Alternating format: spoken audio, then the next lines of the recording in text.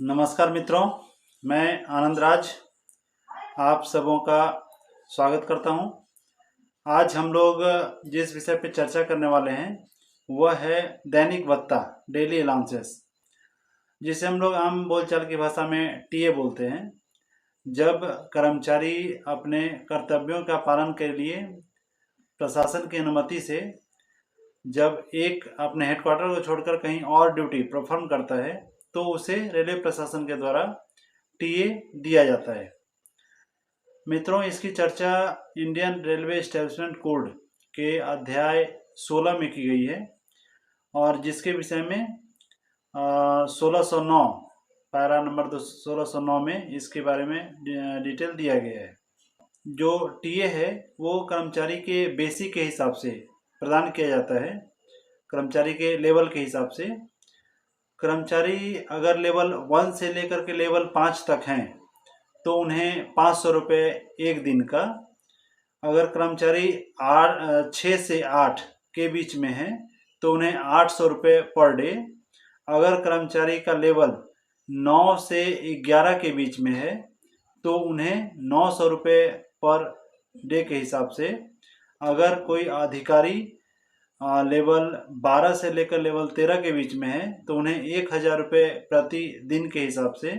और अगर 1400 से लेवल 14 से ऊपर कोई अधिकारी हैं तो उन्हें 1200 रुपये पर डे के हिसाब से टीए दिया जाता है। मित्रों, कर्मचारी के हेडक्वार्टर से की जो दूरी है वो कर्मचारी के स्टेशन से निर्धारित होती है, लेकिन जो गैंग में काम करने वाले कर्मचारी हैं, चाहे वो गैंगमैन हो, चाबी वाला हो, मैट हो, तो उन लोगों का मुख्यालय वह हट होता है अथवा उनका औजार बॉक्स होता है जहां पर उनका सारा औजार रखा जाता है।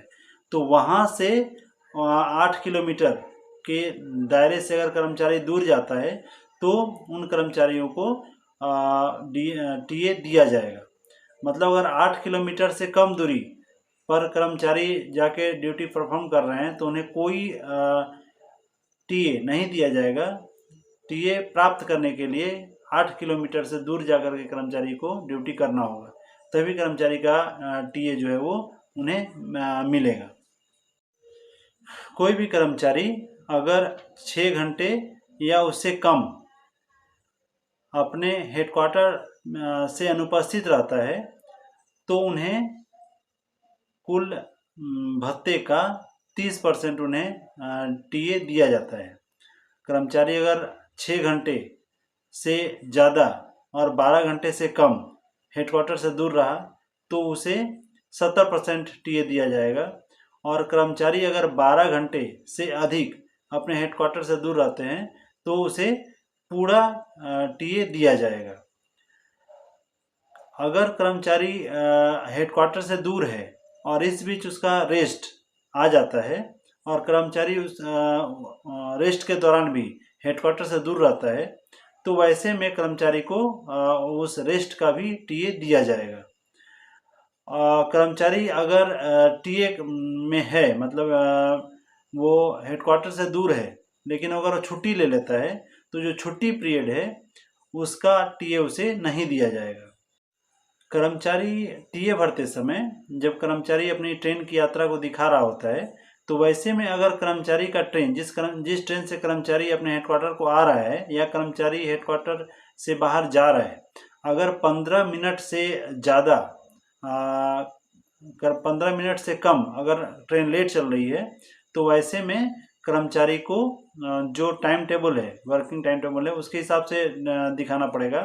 लेकिन अगर 15 मिनट से ज़्यादा ट्रेन लेट चल रही होती है तो जो ट्रेन का एक्चुअल टाइम है वो कर्मचारी दिखा करके अपना टीए क्लेम कर सकता है। और ये स्पष्ट है, ये जो रूल संख्या 1620 है उसमें ये स्पष्ट किया गया है। आइए हम देखते हैं कि कर्मचारी अपना टीए कैसे भरे। मित्रों, एक टीए फॉर्म है जो भरा जाना है। मैं इसके माध्यम से ये बताऊंगा कि टीए फॉर्म कैसे भरा जाए और उसके भरने के क्या क्या नियम हैं।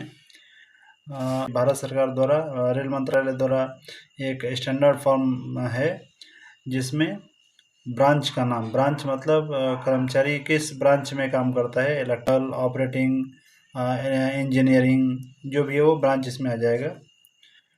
और इसमें कर्मचारी के डिवीज़न का नाम यहाँ आएगा, हेडक्वार्टर कौन सा है। जैसे कर्मचारी अगर सोलापुर डिवीज़न में है तो सोलापुर डिवीज़न में उसका स्टेशन कौन सा है वो यहाँ लिखेंगे। कर्मचारी का पीएफ नंबर वो पूरा यहाँ भरेंगे। कर्मचारी का नाम, कर्मचारी का डिजिग्नेशन, कर्मचारी का पेमेंट जो उसका बेसिक क्या है और लेवल क्या है वो यहाँ भरेंगे। और किस महीने का है वो यहाँ भरेंगे। साथ में उनका जो टीए का रेट क्या है वो यहाँ भरेंगे, जो कि हम लोग इस पे बारे में चर्चा कर चुके हैं।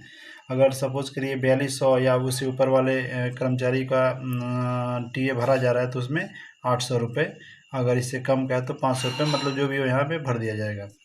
अब ये कर्मचारी 21/8/2022 को ट्रेन नंबर 11301 इससे वो ट्रैवलिंग कर रहा है, जो कि सोलापुर से वो ट्रेन 15:45 पे खुलती है और वो कलबुर्गी जो है वो 17:45 पे पहुंच जाती है। 2 घंटे की जर्नी है उसकी।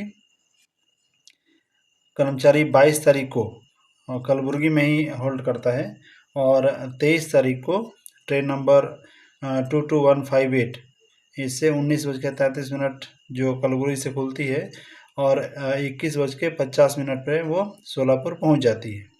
अभी हम देखेंगे कि कर्मचारी जो था वो 15:45 पे निकल रही है। 15 बज के वो तो कलबुर्गी पहुँच तो जा रही है 2 घंटे में, लेकिन 15:45 में निकलती है और रात की मैंने पूरा कंटिन्यू। अगर सोलापुर डिवीज़न में है तो सोलापुर डिवीज़न में उसका स्टेशन कौन सा है वो यहाँ लिखेंगे। कर्मचारी का पीएफ नंबर वो पूरा यहाँ भरेंगे। कर्मचारी का नाम, कर्मचारी का डिजिग्नेशन, कर्मचारी का पेमेंट जो उसका बेसिक क्या है और लेवल क्या है वो यहाँ भरेंगे। और किस महीने का है वो यहाँ भरेंगे। साथ में उनका जो टीए का रेट क्या है वो यहाँ भरेंगे, जो कि हम लोग इस पे बारे में चर्चा कर चुके हैं। अगर सपोज़ करिए 4200 या उससे ऊपर वाले कर्मचारी का टीए भरा जा रहा है तो उसमें 800 रुपये, अगर इससे कम का है तो 500 रुपये, मतलब जो भी हो यहाँ पे भर दिया जाएगा। अब ये कर्मचारी 21/8/2022 को ट्रेन नंबर 11301 इससे वो ट्रैवलिंग कर रहा है, जो कि सोलापुर से वो ट्रेन 15:45 पे खुलती है और वो कलबुर्गी जो है वो 17:45 पे पहुंच जाती है। 2 घंटे की जर्नी है उसकी। कर्मचारी 22 तारीख को कलबुर्गी में ही होल्ड करता है और 23 तारीख को ट्रेन नंबर 22158 इससे 19:33 जो कलबुर्गी से खुलती है और 21:50 पे वो सोलापुर पहुंच जाती है। अभी हम देखेंगे कि कर्मचारी जो था वो 15:45 पे निकल रही है। 15 बज के वो तो कलबुर्गी पहुँच तो जा रही है 2 घंटे में, लेकिन 15:45 में निकलती है और रात की मैंने पूरा कंटिन्यू 21 तारीख को रात के 12 बजे तक वो जर्नी में थी, मैंने वो हेडक्वार्टर से दूर रही। तो ये टोटल जो है वो 6 घंटे से ज़्यादा हो जा रहा है। तो ऐसे में कर्मचारी का 70% टीए बनता है। 22 तारीख को कर्मचारी पूरा अपने हेडक्वार्टर से दूर रहा तो 100% टीए बना। 23 तारीख को कर्मचारी जो है वो 19:33 पे वहाँ से निकला था और 21:50 पे वो सोलापुर पहुँचा है। तो पूरा हेडक्वार्टर से 12 घंटे से ज़्यादा वो दूर रहा है, तो उसमें भी यहाँ पे उसे 100% डीए उसका बनता है टीए। किलोमीटर में हमें लिखना पड़ेगा मोर देन 8 किलोमीटर, चूँकि हम लोग जानते हैं कि किलोमीटर 8 किलोमीटर से कम है तो उसे टीए नहीं दिया जाएगा, 8 किलोमीटर ज़्यादा रहने पे ही टीए दिया जाएगा। और इसका जर्नी का उद्देश्य क्या था, तो कर्मचारी जो था वो एग्जामिनेशन ड्यूटी के लिए गया था। यहाँ पे जो भी आपका ड्यूटी है, क्यों आप हेडक्वार्टर छोड़ के गए थे, वो डिटेल यहाँ डालना है।